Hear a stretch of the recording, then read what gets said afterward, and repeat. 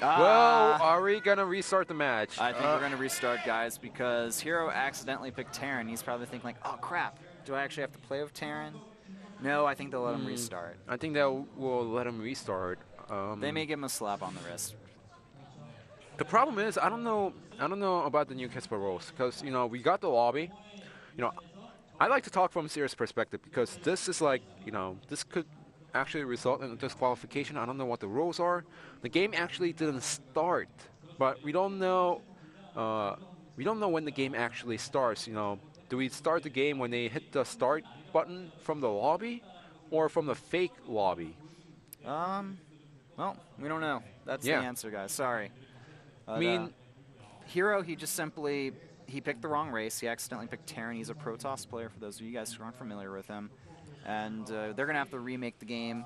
Kespa, they're pretty stingent with their rules, and we don't know if there's going to be a disqualification, or they'll simply give them a warning and force them to restart. I imagine they're just going to give him a warning. I imagine so, too. This is really something too big. It's not like he BM'd in-game or something. I imagine so, too. No, it's not your bad. It's actually not Ghost's fault at all. So during this downtime, guys, feel free to tweet at us, ask us any questions. You can follow us on Twitter as well. You can tweet at me. I am at Whiplash. And I'm at Supernova Maniac.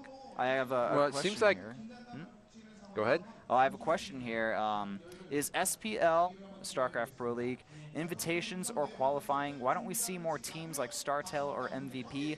Oh, okay, the players are ready, so let's go into the game.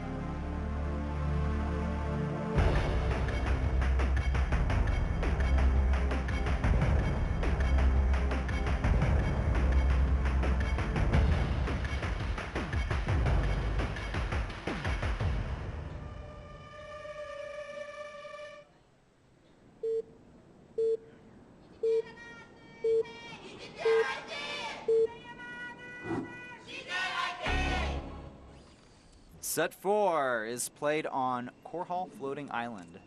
The races are right this time, spawning in the bottom right-hand position. The blue Zerg from EGTL, it's Jaedong, currently with 2 kills. His opponent, spawning in the 11 o'clock position, the top left position of the map, spawning as a red Protoss, the Protoss ace for CJ Entus. His name is herO. Now, getting back to the question I got on Twitter before we popped into the game here. Just a quick summary. The question was, how come we don't see other StarCraft 2 professional Korean teams like the teams from ESF play in Pro League? And the answer is, the team has to be, I guess, like officially part of Kespa. Or it has to be invited by Kespa. Or it has to be invited by Kespa. It's the difference between Kespa and ESF. Yeah, basically it's just you have 2 different factions of Korean affiliations within the StarCraft 2 Korean scene. ESF came first. They were the early adopters of the StarCraft 2. While Kespa wanted to stay with Broodor for longer. Eventually, though, they decided to switch over, and now pretty much everyone plays StarCraft 2. There's still like a StarCraft 1 tournament here and there, but... Let's not talk about those issues, because those are things in the past. Yeah, it's all in the past, doesn't matter, but basically, think of it like 2 different associations, and they're already tied to one of them, so they don't play with the other. I'm surprised that Kespa rules are being more lenient these days, because in the past, if there's a start like that, and if the player made a mistake with the race and everything, then they actually just disqualify him on the spot. But nowadays, they're being a little bit more lenient, a little bit more reasonable. I think they just decided to be more reasonable. You know what? And it only hurts the fans and the players. It doesn't actually help out anyone if they get a disqualification for something silly. And the thing is, they actually didn't start the game.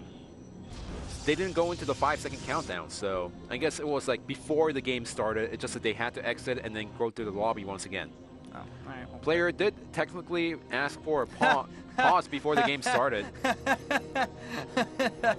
Did I miss something? You can see when the hatchery is building, if there's like that clear space underneath, you can actually see the hatchery underneath. What? That is what? That's pretty funny. That is like the funniest bug I have seen in StarCraft. So it's just like it's like a there. plant or something. Yeah, man, you gotta plant your drones, and eventually, if you water them and take care of them, they'll grow into full hatcheries. Like a potato or something. I don't know. You don't see that for Nexus. Well, that's because Nexuses aren't warped in; they aren't grown, man. I guess we all know that the Zerg are actually they're closely related to the plants, and we didn't previously know this. Well, there's your answer for... It explains why they like the burrows so much, too. That too.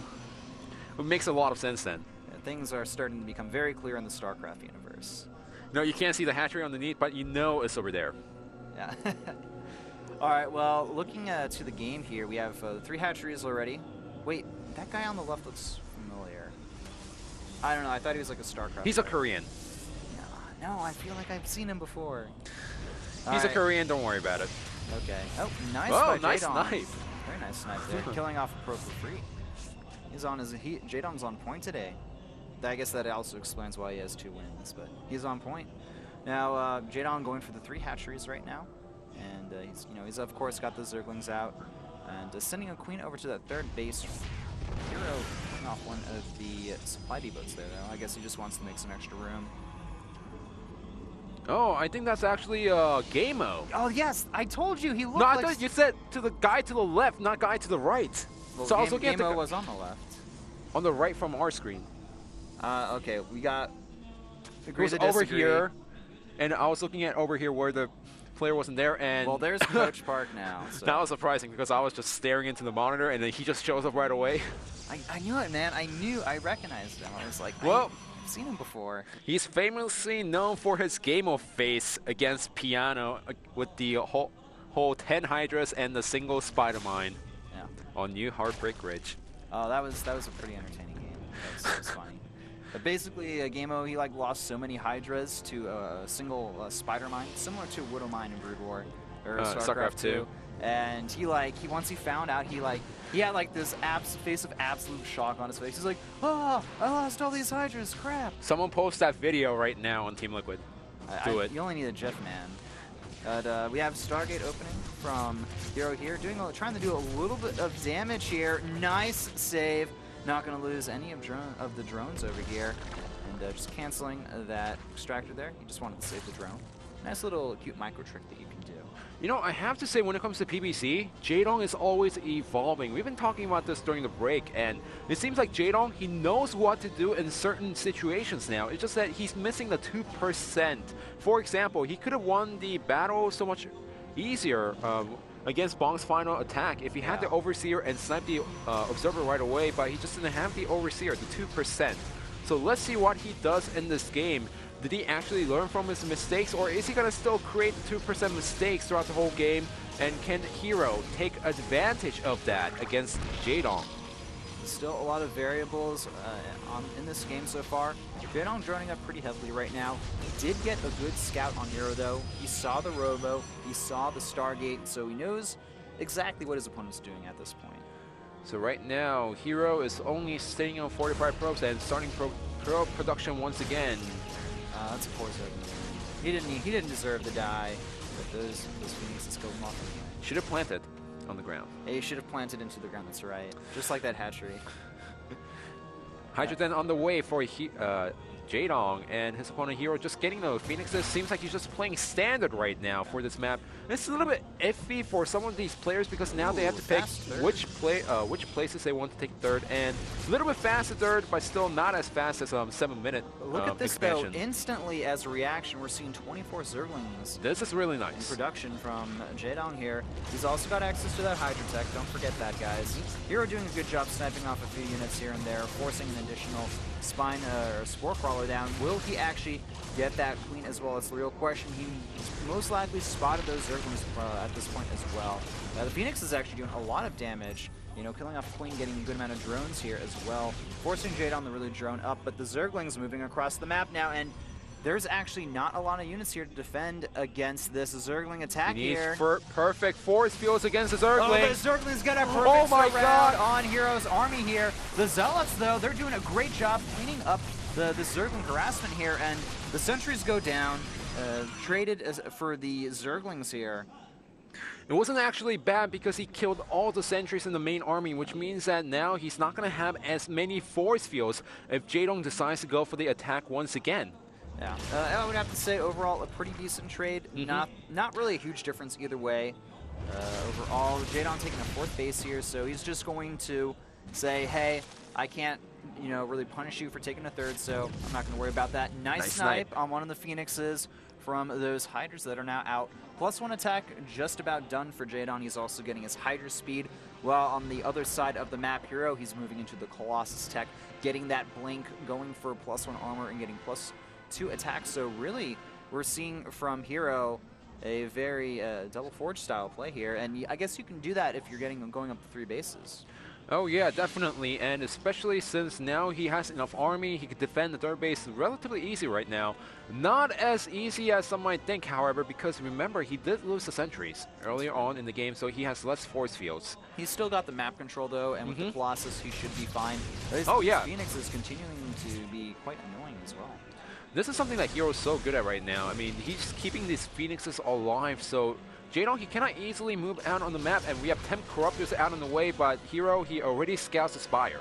Yeah, so he knows about the Spire. We have +1 attack for the air units on the way as well. Ooh. Losing a Phoenix there. Bit of a sloppy mistake from herO there. So he doesn't really have much air control anymore at this point.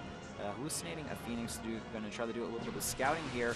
The army composition from Jadon here, or sorry, from herO here is, it's alright. It's not fantastic. He only has 1 Colossus and a few sentries in the mix here, but he does have Blank, and we still only have Hydras out from Jadon here. I would love to see Jadon make an Overseer and use it more often to try to kill off the observers there. 24 Zerglings in production, so he's going to go for a Hydra, Zergling, Corruptor army composition here. And with only 1 Colossus out, if that gets sniped off fast, then, oh well, that's actually really good for base layout. Yeah. I'm not sure if Jadon can actually break into this. The Corruptors, though, they're going to move in there and take out that Colossus instantly, and you know, Jadon not going to overcommit, just going to back off. That's all Jadon has to do right now. He just needs to make sure that his opponent does not get too many Void Rays or Colossus out, and as long as herO is only sticking to the Stalker Immortal-based army, it's hard for him to push out against a Hydra-based army of Jadon, excuse me. This Overseer is going to spot that Observer there quite soon, and the Zerglings and Hydras are just going to try to snap down a few units. We're seeing some good force fields go down. This Hydra army, it's going to have to back off. Jadon's lost a little bit too much here, but he can still keep the pressure on his opponent, getting Roach speed up right now. The +2 attack is about to complete for him, as well as the +1 attack. We have Charge on the way, Immortals being created, and 4 more gateways in the base of herO here.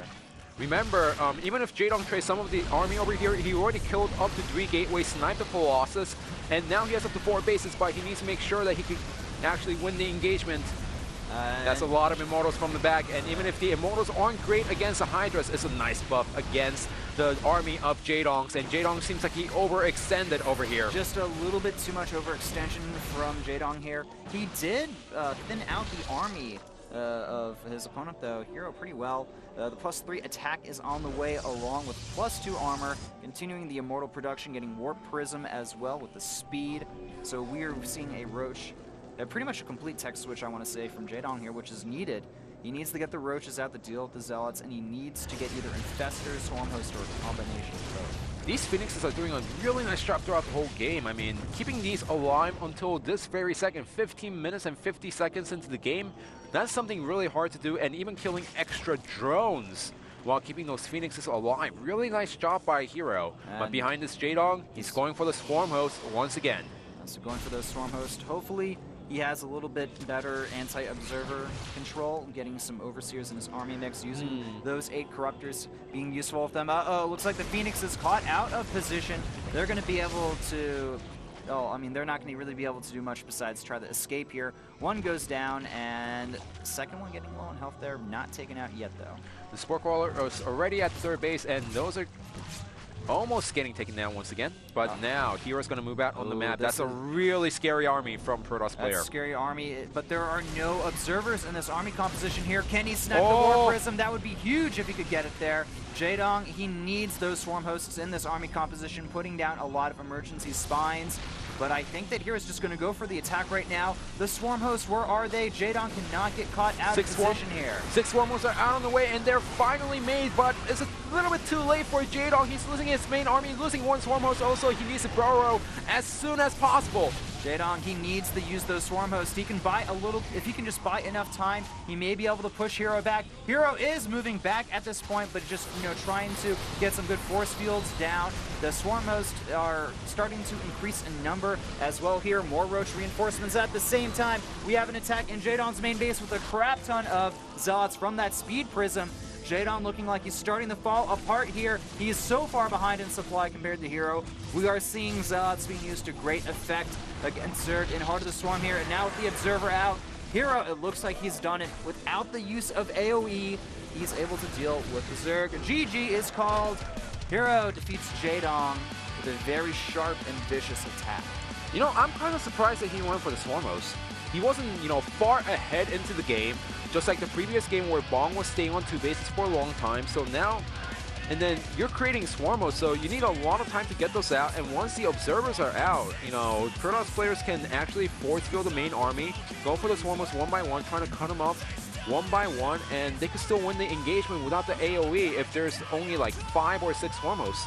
And really, like, the Zealots and the Stalkers were so well upgraded, having a little bit of Archon and Immortal support from behind, in addition to the Guardian Shield. Really, just the upgrades were helping out herO so much in that engagement.